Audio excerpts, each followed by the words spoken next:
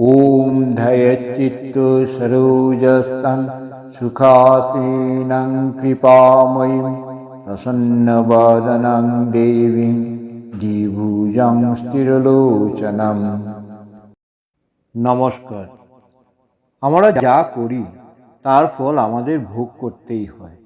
একেই বলে কর্মের বন্ধন বা কর্মপাশ। কিন্তু এই অন্তহীন চক্র থেকে মুক্তির উপায় কি? শ্রী শ্রী মা সারদা দেবী আমাদের এক পরম আলোর পথ দেখিয়েছেন। মা শিখিয়েছেন কর্মের দ্বারাই আবার কর্মের খণ্ডন হয়। আমরা অতীতে যে ভুল বা মন্দ কাজ করেছি তার ফল কেবল হাত গুটিয়ে বসে থাকলে মুছে যায় না। আমাদের ভালো কাজ করতে হবে। সৎ কাজ এবং নিয়মিত ঈশ্বর চিন্তা করলে আগের করা সমস্ত মন্দ কাজের ফল বা পাপ ধীরে ধীরে ধুয়ে মুছে সাফ হয়ে যায়। মায়ের এই গভীর কথাটি বুঝতে চলুন একটি সুন্দর রূপক গল্পের সাহায্য নেওয়া যাক। ধরুন একটি সাদা দেওয়ালে কেউ এক টুকরো কয়লা বা কালি দিয়ে একটি বড় কালো দাগ টেনে দিল। এখন সেই দাগটি আপনি কিভাবে মুছবেন? যদি আপনি শুধু হাত দিয়ে বা শুকনো কাপড় দিয়ে দাগটি ঘষতে থাকেন তবে কালো দাগটি হয়তো আরও ছড়িয়ে পড়বে, দেওয়ালটি আরও নোংরা হবে।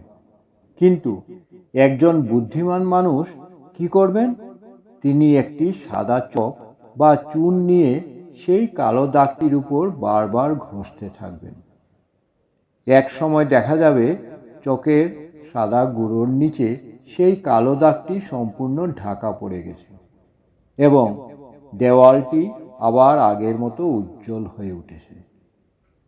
ঠিক তেমনি আমাদের জীবনে করা অতীতে ভুল বা পাপ হলো সেই কালো দাগ, আর আমাদের সৎ কাজ, পরোপকার এবং ঈশ্বর চিন্তা হলো সেই সাদা চক। আমরা যখন জীবনে ভালো কাজের পরিমাণ বাড়িয়ে দিই তখন সেই পুণ্যের আলোয় অতীতের সব অন্ধকার বা পাপের দাগ চিরতরে ঢেকে যায়। মা সারদা দেবী আরও বলেছেন, জপ ও তপস্যার মাধ্যমে এই কঠিন কর্মের বন্ধন পুরোপুরি কেটে যায়। আমরা যখন গভীর ব্যাকুলতা নিয়ে ঈশ্বরের নাম জপ করি তখন আমাদের মনের ভেতরের জমে থাকা অলক্ষ্য সংস্কার বা পাপের বীজগুলো পুড়ে ছাই হতে শুরু করে। মায়ের পরম সত্য বাণী হল, অনবরত নাম জপ করতে করতে মানুষের মন শুদ্ধ হয়। মন যখন শুদ্ধ হয় তখন সমস্ত জাগতিক বাসনা বা কামনার অবসান ঘটে। আর এই বাসনামুক্ত মনই মানুষকে জন্ম ও মৃত্যুর অন্তহীন চক্র থেকে চিরতরে মুক্তি দেয়। তাহলে আজ থেকেই শুরু হোক আমাদের আত্মশুদ্ধির পথ। প্রতিদিন অন্তত কিছু সময় ঈশ্বরের নাম জপ করি এবং ভালো কাজের মাধ্যমে আমাদের নিজের জীবনকে সুন্দর করে তুলি।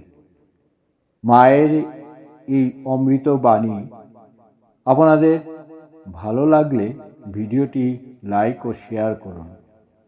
আধ্যাত্মিক জীবনের এমন আরও ভাবনার জন্য আমাদের চ্যানেলটি সাবস্ক্রাইব করতে ভুলবেন না। ভালো থাকুন, সুস্থ থাকুন। জয় মা।